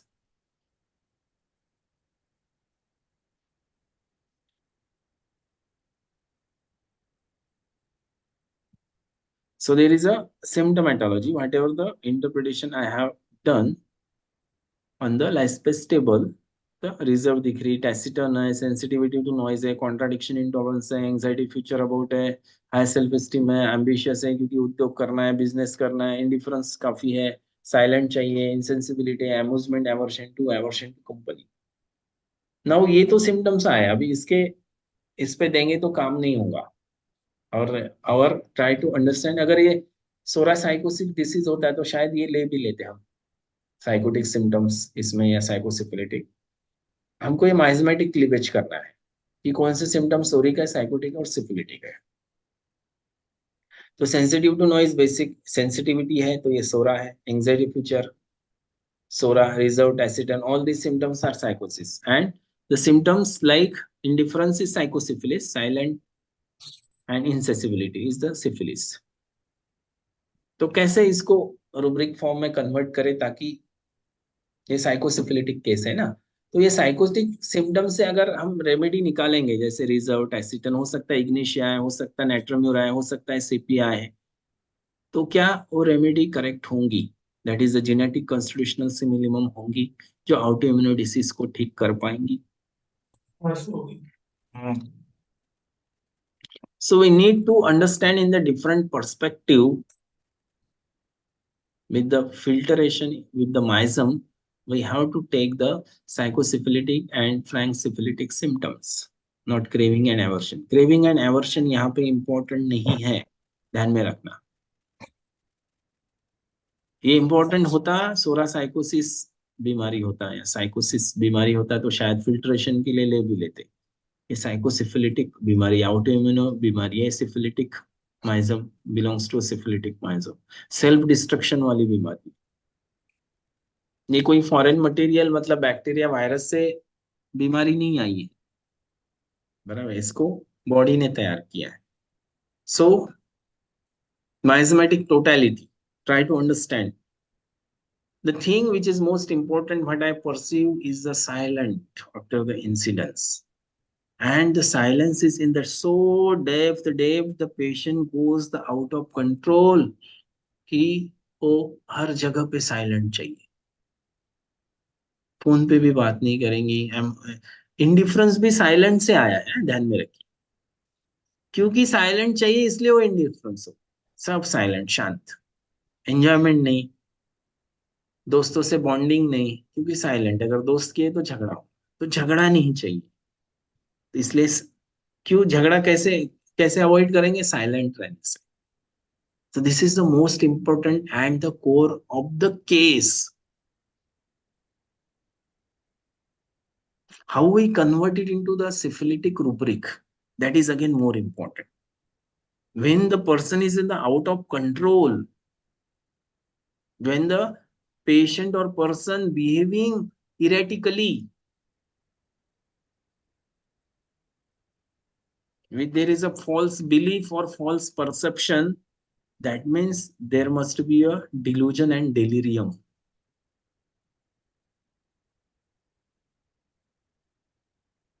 There must be a delusion and delirium.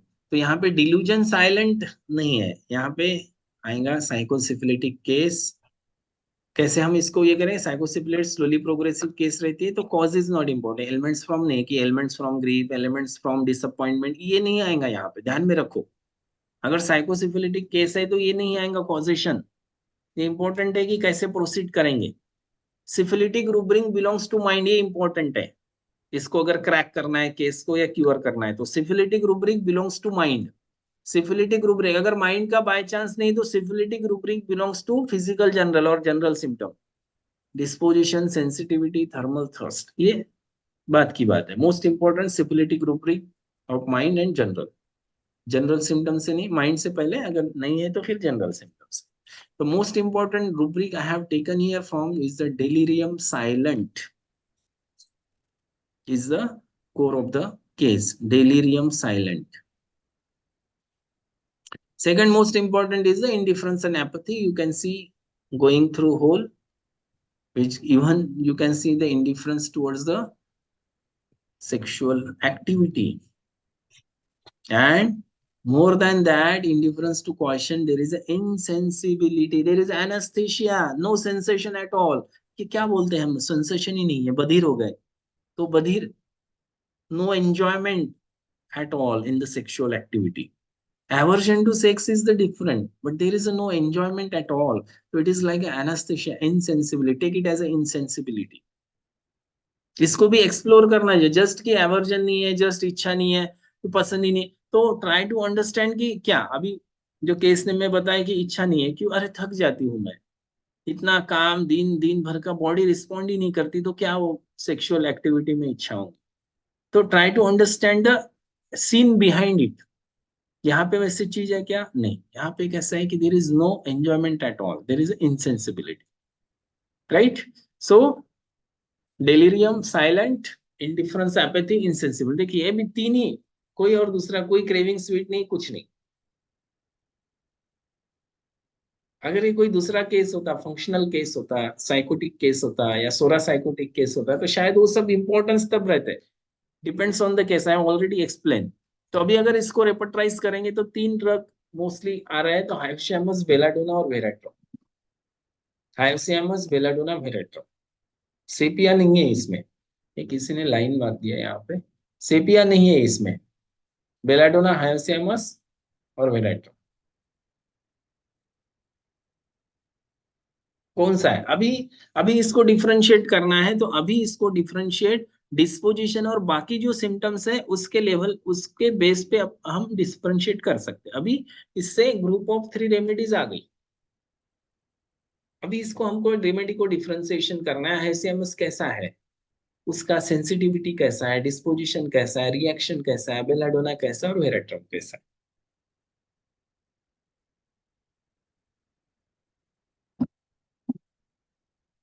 तो चलो देखेंगे. Belladonna very affectionate, very loving and very caring at the सोरिक level, at the basic level. Belladonna ऐसा नहीं कि mad और mania ही रहता है, हाँ, ध्यान में रखिए. Basically the belladonna is affectionate, loving, caring, sympathetic, extroverted and open. But when the fits आता है, उसको अटैक आता है, तो person react so intensely to the occurrence and situation, out of control हो जाती है फिर. The belladonna who are lively and entertaining when well, but violent and delirious when become sick. That means sometimes become angel and sometimes become devil. So ये belladonna ऐसा है. तो is it match with the belladonna? Acuteness of senses, violence, violent mental symptom, mania, widely delirious, want to strike, want to bite, want to kick, want to pull hair, excited and ferocious, knocks the head against the wall in anger, delirium, but delirium frightful images ऐसे देखती है, raise bite से delirium रहता है. Belladonna का delirium इस तरह का रहता है, want to escape himself from the, wants to hide और एस्केप फ्रॉम द साइड. ये बेलाडोना है. हाइपोथैलेमस कैसा रहता है. हाइपोथैलेमस जॉली, एक्सट्रोवर्टेड, फ्रेंडली, पर जॉली भी या बातू का रहता है, पर कैसे वो मिजाज कैसा रहता है ना हाइपोथैलेमस का, double meaning, more of sexual के तरफ ज्यादा रहता है, सेक्सुअल थॉट. तो जोक्स भी मारेगा तो it having the double meaning, as in having the naughty smile on the face. Sharp mind रहेगा, इंटेलेक्चुअली शार्प रहेगा, अलर्ट रहेगा, कैसे बातों को उलझाना है, कैसे जोक्स बनाना है और कैसे दूसरों को हंसाना है, उसके बारे में उसको काफी वो एक्सपर्ट रहता है उसमें. और इंसाइटिंग अदर्स, इंसाइटिंग, किसी को इंसाइट करना कि ये करना है, ऐसे उकसाना जिसको हम बोलेंगे, है ना. Strong emotion becomes strongly attached to the person, and because of this strong attachment they develop later on the suspiciousness and jealousy. They are very haughty and very loquacious, quarrelsome. loquacious तो है, पर quarrelsome भी है, argumentative है, abusive भी है, और fight को भी नहीं डरते, झगड़े करने को भी नहीं डरता. ऐसे खुश मिजाज तो है पर झगड़े करने को भी नहीं डरेगा, और जिससे स्ट्रॉन्ग अटैचमेंट होगा उससे जीलसी और सस्पिशियसनेस उसके कारण डेवलप हो जाएगा। And later on in the syphilitic stage you can see the shamelessness of hyoscyamus, that is obscene and nude, lewd, ज्यादा टॉकिंग ड्रेसिंग में, है ना, nudity you will get in the syphilitic later एकदम terminal stage में। Exhibition, flamboyant stage of exhibition और mania, erotic mania, trying to exhibit becomes shameless, right? So this is the hyoscyamus. Now the veratrum album, try to understand and try to differentiate so that we can come to the final remedy. These peoples like a veratrum is very intellectual, but at the same time there is a intellectual precocity. If you get the precocity is very important. Precocity मतलब जो अभी आना है उसके पहले ही वो faculty develop हो रही है या सेंसेस डेवलप हो रहे हैं। बोलते हैं ना कि डॉक्टर साहब ये 2 साल 3 साल का है पर इसके काम या बातें ऐसे रहती है जैसे 10-12 साल का हो गया। This is the precocity. Now precocity can be intellectual mental level और precocity can be at the physical level. अगर मेंसेस जैसे 12 से 17 साल में आना है और कोई अगर menstruation start at the 8 years of age in the female or girls, then it is the precocious menstruation, which is the not good, not a sora, it is a syphilitic.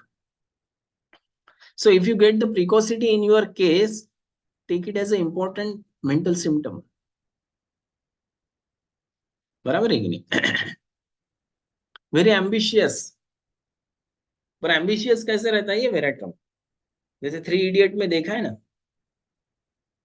कि अपने आप को रैंक में लाना है तो exam के समय में वो मैगजीन पास करता था डूअर से, ताकि दूसरों का ध्यान डाइवर्ट हो, राइट, दूसरों का ध्यान। तो in order to get the fulfil their ambition he can do anything. किसी का मर्डर भी कर लेगा, किसी का किडनैपिंग भी कर लेगा। सो दिस टाइप दिस ये डिफरेंट टाइप ऑफ एम्बिशन है। नक्सुमिका का एम्बिशन अलग है, वेराट्रम का एम्बिशन है। स्क्वैंडरर, मनी स्क्वैंडरर या स्क्वैंडरर, स्क्वैंडरिंग, एक्स्ट्रावैगेंट, इसका एक्स्ट्रावैगेंट मतलब एक्स्ट्रावैगेंट, एक्स्ट्रावैगेंट मतलब खर्चिक, लिमिटलेस, लिमिट नहीं है खर्चा करने में। तो बोलते हैं ना कि पैसा तो आया है पर उड़ा देता है, शॉपिंग में उड़ा देता है, ये खरीदना है वो खरीदना है। There is no limit, there is no control over that expenditure, और लेविशली ऐसा एक्स्ट्रावैगेंट है। बराबर है। मनी स्क्वेंडरर, हॉटी, हॉटी भी रहेगा, रिजिड भी रहेगा, rigid of at their opinion and attitude, and it is a money minded and business minded person. Hyoscyamus, money minded and business minded, slender disposition, indifference, apathy रहेगा, insanity, sudden delirium भी रहेगा, delirium of loquacious, different types of delirium, mania with desire to cut and tear everything, especially cloth with levied lascivious talk. So if you compare this all these, and the most important is the indifference and delirium silent, though there is a 6 remedy, the most closing and the most differentiating point is the, मैंने पूछा था mother को, देखिए mother को पूछा था कि इसका स्वभाव कैसा है। This is for me, this is the differentiating point for the to give to prescribe the veratrum album. मतलब 3 तो है, हाइसेमस, बेलाडोना। अभी तो इसमें जंग चल रही है, अभी ये कंफ्यूजन रहता है ना, ये बेलाडो ये दो अभी आ तो गया है, अपन ने प्रोसेस तो किया है। तो ये वेराट्रम का क्या रहता है ना, wants everything silent and standard and luxury, luxury life चाहिए, स्टैंडर्ड चाहिए, अच्छे क्वालिटी का चाहिए। अगर 2-3 रेमेडी अगर आई आपकी, और बच्चों में भी mostly, even child, even adult, ask the standard of living कैसा है। अगर वो बोल रहा है नहीं कुछ नहीं, कैसे भी पहन लेता है, कैसे भी चाहिए, चल जाता है, ये चल जाता है, तो फिर then rule out the veratrum album.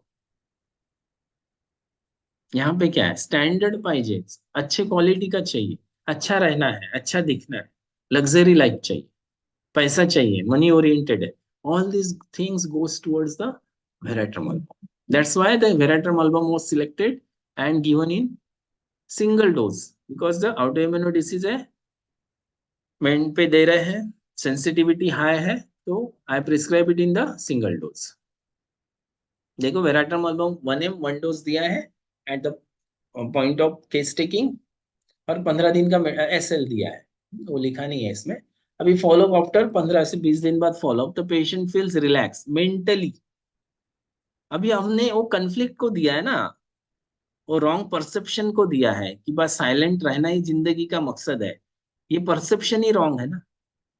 तो रेमेडी जब आप सही दे रहे हो तो ये परसेप्शन ही रिजॉल्व होना चाहिए, रॉन्ग परसेप्शन को राइट होना चाहिए, या ये कन्फ्लिक्ट रिजॉल्व होना चाहिए.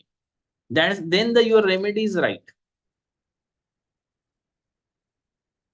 Then your remedy is right.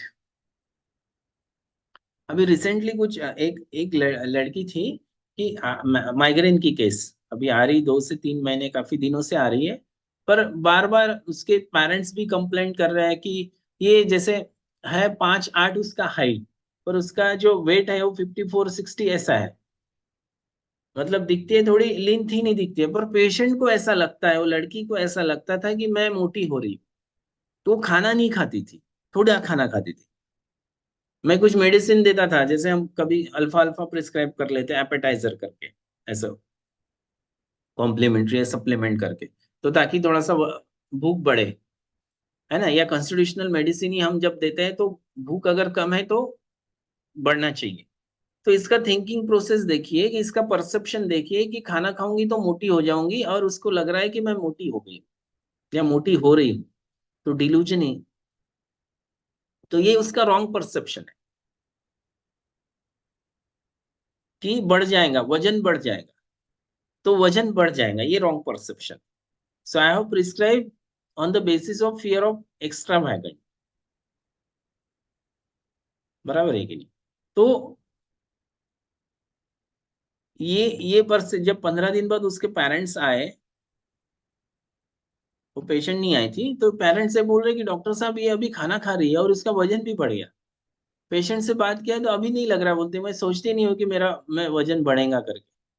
दो शी वॉज इमेशिएटेड और लीन थी, दो अंडरवेट ही थी पहले, मतलब अंडरवेट थी फिर भी लग रहा है उसको. सो this is the wrong perception, को हमको उसको समझना है. तो ये केस में रॉन्ग परसेप्शन क्या है उसको समझ के फिर रेमेडी को सिलेक्ट करना है, राइट. तो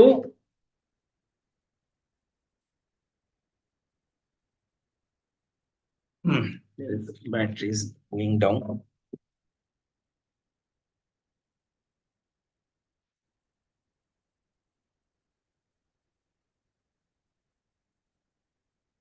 So after a dose of Veratrolum 1 mg, patient feels relaxed mentally, उत्साह वाटते, feel enthusiastic, desire to work. पहले खाना बोल था पर उसका काम करने की उतनी इच्छा नहीं होती थी. माउथ अल्सर, रेमोलेशन, पीआर ब्लीडिंग नहीं था, और बर्निंग यूरिनेशन था थोड़ा सा. ये सोरिक पार्ट है तो हो सकता है कि थोड़ा समय भी लगे. माउथ अल्सर बेटर है, बर्निंग यूरेशन, लीजन काफी बेटर हो गए, जो एलिवेटेड हाइपरट्रॉफिक थे लीजन्स वो फ्लैट हो गए. But with the mental and physical general improvement. अगर पर्टिकुलरली इंप्रूव हो रहे हैं और मेंटल सिम्टम्स कुछ इंप्रूव नहीं हो रहे तो फिर गलत है. फिर यहाँ पे एसएलई दिया है, second second follow, third follow, fourth follow. No burning urination, no bleeding, no mouth ulcer, lesion is improve, flat and faded. यहाँ पे भी 1 महीने, एक महीने का, क्योंकि पहले उसको बेटर लगा तो उसको लगा कि अभी तो ठीक हो गई हूँ मैं, अभी पेशेंट मेडिसिन लेना है की जरूरत नहीं है, तो उसको 1 महीने का मेडिसिन दिया. और उसके बाद फिर उसको आने की जरूरत ही नहीं पड़ी, मतलब पेशेंट ही नहीं है, क्योंकि जब फोन पे बात किए 1 से 1.5 महीने बाद, क्योंकि हमारा एक पॉलिसी होता है कि पेशेंट अगर नहीं आ रहा, अगर उसका हम सोचते हैं कि 6 महीना 8 महीना लेना चाहिए भी with respect to his disease, तो हम फोन करते हैं कि कैसा है. तो according to the patient there was no complaint and skin was absolutely normal. बराबर है कि नहीं. तो उनको पेशेंट को बताया था कि आप फोटो भेजो, अगर नॉर्मल हुआ तो पेशेंट उतना इंटरेस्ट, अगर पेशेंट ठीक हो गया तो वो इंटरेस्ट नहीं दिखाते हैं कि अभी कुछ जरूरत है. ठीक है ना. So we have to for this there is a 430 delirium और डिल्यूजन को एक समझना है. कि ये डेलीरियम क्या होता है और कब हमको यूज करना है. This is a psychiatric terminology, delirium and delusion mostly, पर हम इसको होम्योपैथिकली लेना है हमको, होम्योपैथिकली हमको लेना है इसको. So when we use the delirium, when the reaction are not a normal, delirious, a state in which the ideas of person are wild, irregular and unconnected, or do not correspond to the situation. He starts seeing things which is not a logical, non-logical things. Also called, it is goes into the madness, pagalpan. Both mind and body goes into delirium है. ऐसा नहीं कि mind ही जाता है, body भी delirium condition में जा सकती है, आउट ऑफ कंट्रोल हो सकती है. For example cancer cells out of control हो जाते हैं, तो cancer is also a delirious condition of the body, out of control, autoimmune disease बोल सकते हैं. वैसे delusion it is a wrong perception, false perception. There are fix ideas, misleading of the mind. So there could be ये delusion और delirium acute condition में भी apply कर सकते हैं. चेंजेस इन बायोकेमिस्ट्री जब रही, जब फंक्शनल डिसीज है, और स्ट्रक्चरल पैथोलॉजी जब रहते हैं, तब भी हम क्रोनिक डिल्यूजन और क्रोनिक डेलीरियम यूज कर सकते हैं. मोस्टली शुरुआत में ऐसा था कि डेलीरियम एक्यूट सोरासिफिलिटिक जो स्टेट आती है उसमें डेलीरियम समझना और देखना वो इम्पोर्टेंट है. पर अभी क्रोनिक मतलब क्रोनिक चेंजेस जो स्ट्रक्चरल पैथोलॉजी होती है उसमें भी हम depends on the underline miasm delusion या डेलीरियम को यूज कर सकते हैं. ऑटोइम्यूनो मतलब क्या, एपोलाइसिस और apoptosis, that is trying to kill himself. तो इसमें ऑटोइम्यूनो डिसीज, ये हमारा ऑटोइम्यूनो रूब्रिक कौन सा था, डेलीरियम साइलेंट, ध्यान में रखिए. एंड पोटेंसी अगर चाहिए, जैसे 1m दिया तो 1m 50m cm, ये पोटेंसी में ऑटोइम्यूनो डिसीज जब भी आप हैंडल करते हैं, because the patient in the state of autoimmunity, that means pointing towards the destruction, is pointing towards himself or herself. Because of this, we need to give a 10m 50m highest potency, because we have supposed to fight against the outside agent, not against ourselves. We supposed to find against the ourselves, not outside agent. We require the very high potency, like in psoriasis, RA, schizophrenia and the insanity. Autoimmune rubrics है कोई?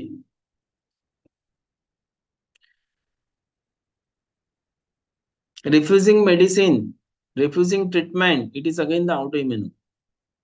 Suicidal disposition, suicidal thought, suicidal disposition, despair from, inconsolable suicide even, all these are the autoimmune rubric. Death thoughts of fear without, death thoughts of joy give him, thoughts of death give him joy. These all are the autoimmune. Right? So there are a lot of autoimmune rubrics or symptoms. If you understand that, then we can able to pick up the appropriate rubric according to the case and the life space. Right? I hope you understand.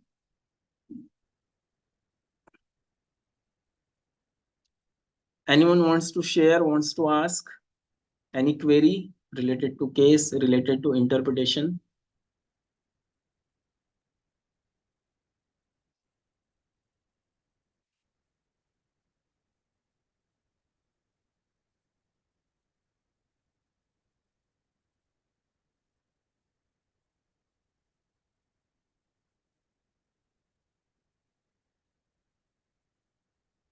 Hope in the way usually someone ask, learner education series 1 जो था वो काफी 1 साल पहले हुआ था, उसमें recording नहीं हुई. अभी जो होता है ये जूम में पेड सब्सक्रिप्शन है, इसलिए रिकॉर्डिंग कर सकते हैं.